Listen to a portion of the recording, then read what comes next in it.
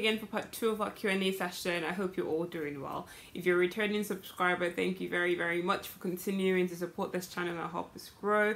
If you're new to the channel, please like this video, subscribe. Everybody liked the video and hit subscribe as we go. So in the last Q&A session, I did answer some questions about the internship and questions about how to calculate the decile ranking. I do have more questions now, but I'm just going to try to group them and answer similar questions. So if you're new here, welcome. Let's sit tight and enjoy the show. Don't forget to like and subscribe to this channel. All right, so the first question here I'm going to answer is, which is better, during the foundation program or during your internship and getting full registration before getting the job? I believe this is a very individual question and it would strongly depend on you. In my case, this was a better choice.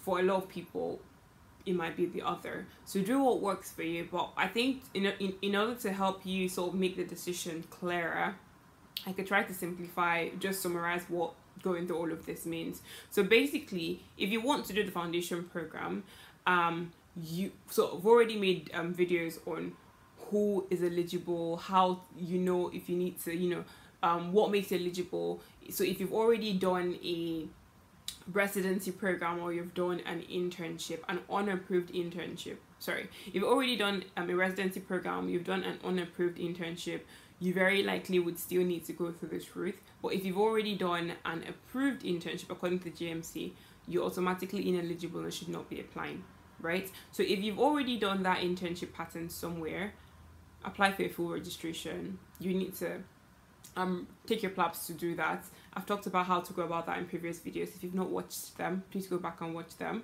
So basically get your full registration and apply for jobs. I already have a video talking about how steps to guide you through applying for your jobs, to getting jobs, normal trust grade jobs and things like that.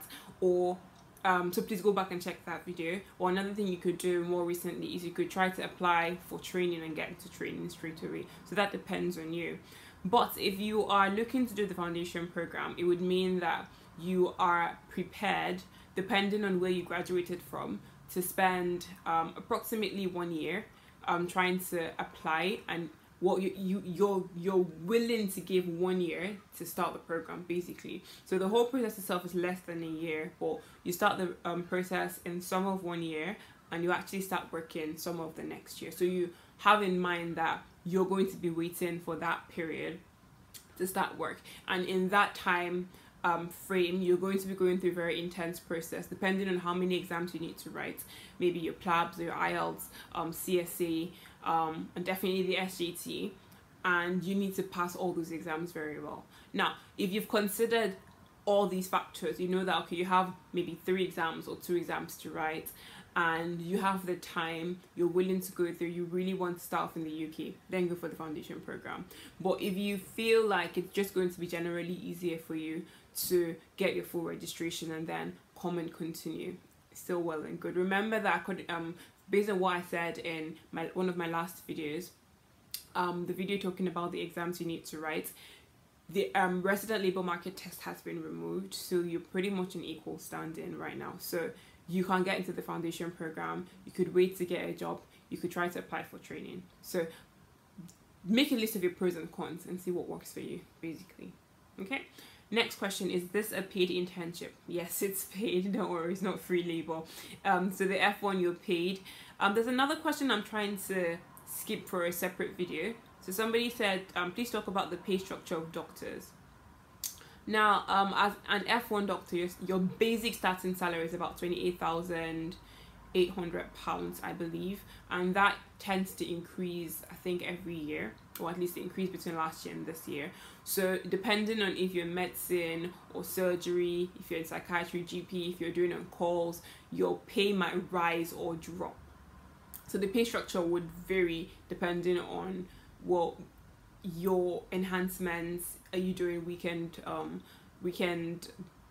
calls? Are you doing twilight shifts? Are you doing late shift? Things like that. So they would put all of that together and then they would calculate it as extras and add that to your basic pay. But if you have none of that, then the basic pay for an F1 is about 28,000. When you get into F2, the basic pay is about 30 2,000, I believe. And then if you have any enhancements, that would be added on top. So let's give you an example. Let's say you're an F1 that's starting your job in GP. I think that's very unlikely, but let's just say that you're an F1 starting in GP, and your basic pay is 28,000. You have no on calls. GP is a 9-to-5 job, basically, in many cases. So that would be your take home. But let's say you're an F1 that's starting in, or you have one of your rotations in A&E, and A&E tends to be more, intense. So you have lots of on calls, you're doing lots of weekend shifts, lots of nights, and your enhancements, maybe they come up to like 10,000 extra. Your basic pay is 28,000, so 28 plus 10,000 would mean that your take home would be about 38,000 per year, right? So I've answered 2 questions in one. Okay. The next question is, this is a paid internship, yes. Do I need to wait 1 year after graduation to start F1? I think I already answered this in the last question.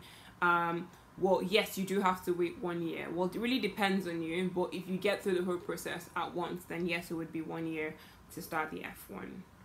Okay, then another question, so not related to pay or the process, it's, what dean statement do I provide if I've done a postgraduate residency?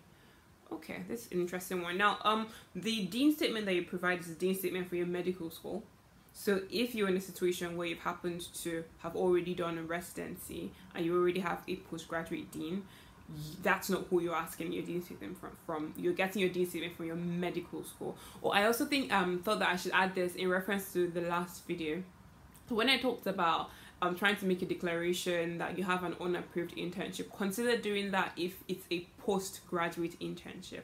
Now, if it's a pre-graduate internship, I think you would be fine with just leaving it as, you graduated after 6 years. Because, well, obviously that's in a case where it's not been approved or accepted by the GMC. If it's a case where it would be accepted by the GMC, then you would need to apply for full registration, because that would have already deemed you ineligible because you have an internship. So I guess what I'm trying to say is try and see if you could find out before, because the onus really falls on you to know if you would be eligible for provisional registration or full registration. So before you go into the process, try and see if you could reach out to the GMC and just ask.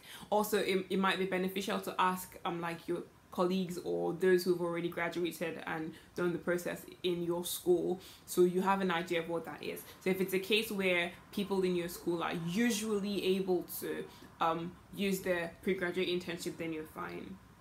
So you apply using that as it goes, and that means obviously if it's full registration, you're not eligible to go through the UKFP process. If it's a case where you've done a postgraduate observership or a postgraduate internship that is not approved, then please try and get confirmation from the GMC that this will not be approved, or take a screenshot or something to help yourself through the process, so you're not going to be excluded at that stage.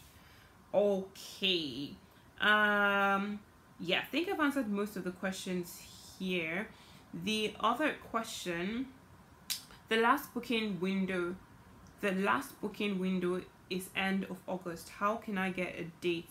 Flap seats are hard to find. That's a very good question. If you watched the other video, the video about the exams you have to take, you would see that I talked about how you're okay really if, as long as you're in the process, you need to make a request to the UKFP. I believe you have to make that request before the 31st of August. You need to let them know that you're trying to book a PLAB seat.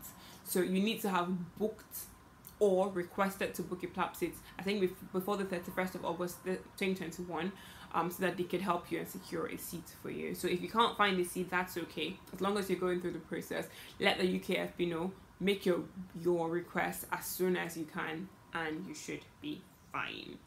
Okay, so I believe that is the end of our Q&A for today. Don't forget to hit the like and subscribe button. Please share this video with whoever you think would need it. Keep your questions coming. You could leave them in the comment section or send them to me on a Maka NJ. If you feel like you want a one-on-one session, a hands-on session, please reach out to me on my Superprof platform and book a session, and let's get you going. All right, guys, have a lovely day. See you next time. Bye.